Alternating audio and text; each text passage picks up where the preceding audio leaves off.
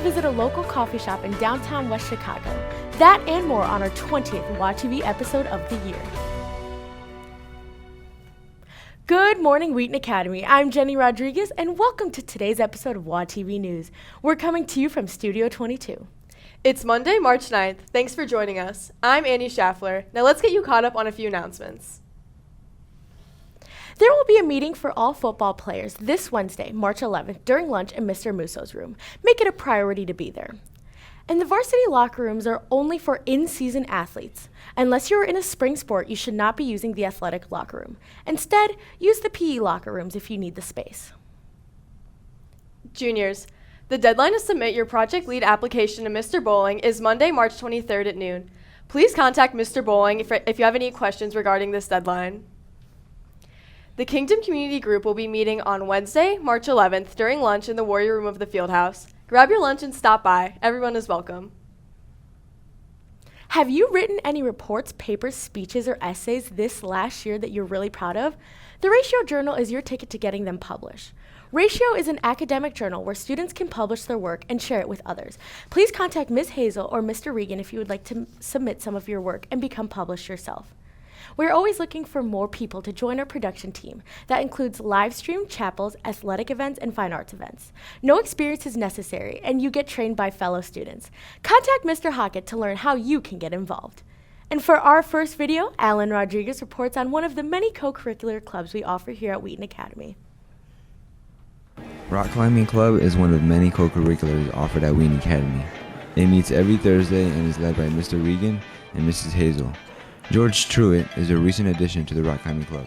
I joined climbing club because my friends were in it and I like climbing. It's fun, you just get to challenge yourself by climbing walls and hanging out with friends.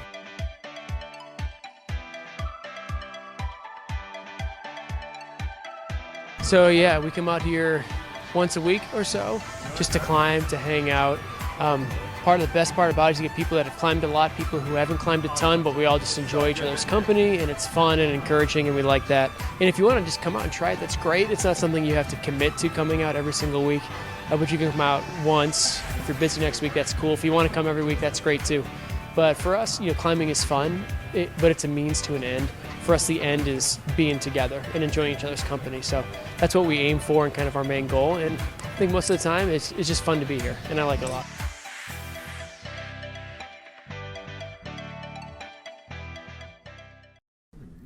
You know, Jenny, I actually got really into rock climbing when I was in like 4th grade, so I really wish my old school had something like this so I could continue that passion of mine. I agree, and I have absolutely no hand-eye coordination, so it is just awesome to see people do a club that they actually enjoy. Oh, absolutely. As seniors look forward to college or other next steps after high school, a group of select athletes have their sights set on playing to the next level. Today, Christian Perez sits down with soccer player Logan Finnegan to hear about where he is going and why he chose this particular school. Hi, this is Christian Perez from WAtv. I'm here with Indiana University, Purdue University, Indianapolis commit, Logan Finnegan. So Logan, what made you want to commit to that school for soccer? Personally, I really like the location. It's downtown Indianapolis, which is great. Soccer team's great, really love the coach and all the players, as well as the business program that they offer is the Indiana University College School of Business, which is one of the top 25 business schools in the country. So, what is it like playing a sport while being in school? How do you maintain the academic side of a student athlete? I would definitely say you got to stay organized and definitely committed to your work. I mean, of course, it's very tough, as you know as well. But, I would just say to stay committed, keep working, because it pays off. What did you like about the Wheaton Academy soccer program the past 4 years you've been here? It really taught me how to be a leader, as well as just work hard in tough times. Growing up in this program, I had Coach Jeff Brook for the first few years, and then Cody Snoff at the end. Both were great influences, and they really taught me a lot, so I will be grateful for that. And one last question, what would you recommend to other student athletes that are trying to pursue a sport in college? I would say stay consistent, because eventually hard work beats talent. Sounds good. This is Christian Perez from WAtv. Back to you at Studio 22. Number 7, Finnegan, to Alan Rodriguez. Number 24, and Finnegan finds the back of the net.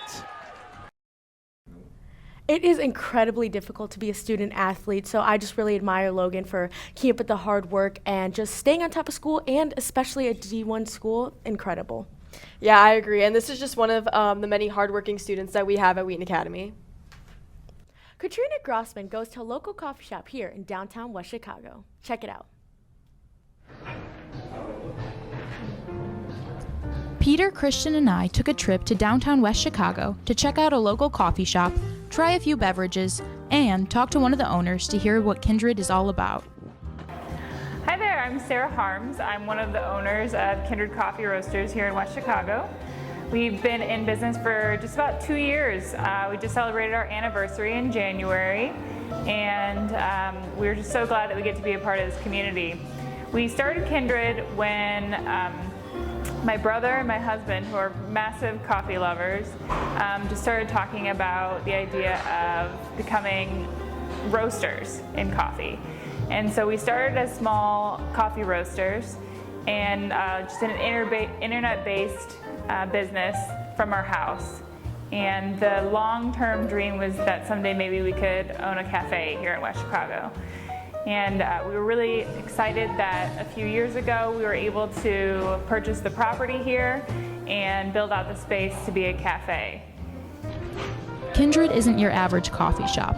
They don't only serve beverages, they provide a place for community. So one of our big reasons behind creating Kindred was to create a place for community. While we do really value good quality coffee, and we always try to do that in what we're serving, whether it's coffee or tea or food, another big piece of who we are is creating a place for community for people. And for us that meant creating physical space and just a welcoming atmosphere. So we try to encourage people to utilize our space for events, whether it's a book club or one of the local schools using the space for meeting. We really like to continue to invest in the community, and so you don't see it right now because we're changing out our art right now, but later today we'll be hanging a new art exhibit. So every month we have new artists come in, hang their work, and then we have a reception for them once a month to kind of celebrate the pieces that they brought in. So we want to both create a place for people to come and experience community, but also reach out and invest in community through different activities and events that we put on here. If you're interested or want to learn more about Kindred Coffee, go to their website for more information. Or even better, stop in the coffee shop and get a drink. From WAtv, this is Katrina, signing out. Jenny, have you ever been to Kindred? Absolutely not, but I want to. Yeah, well, if you go, you gotta get the iced coconut milk latte. They schmack. They do schmack.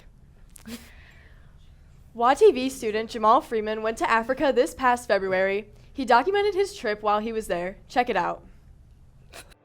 Just recently, I went out to Africa to see my grandmother, who was born and grew up in Lagos.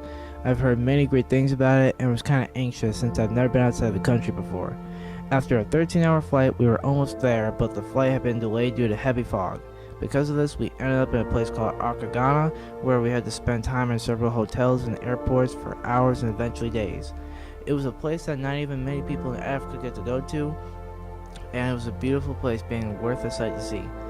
Getting to see their culture and what it was like to be there, since there's amazing things to see every day, from chickens in the morning to even them just preaching in the airports.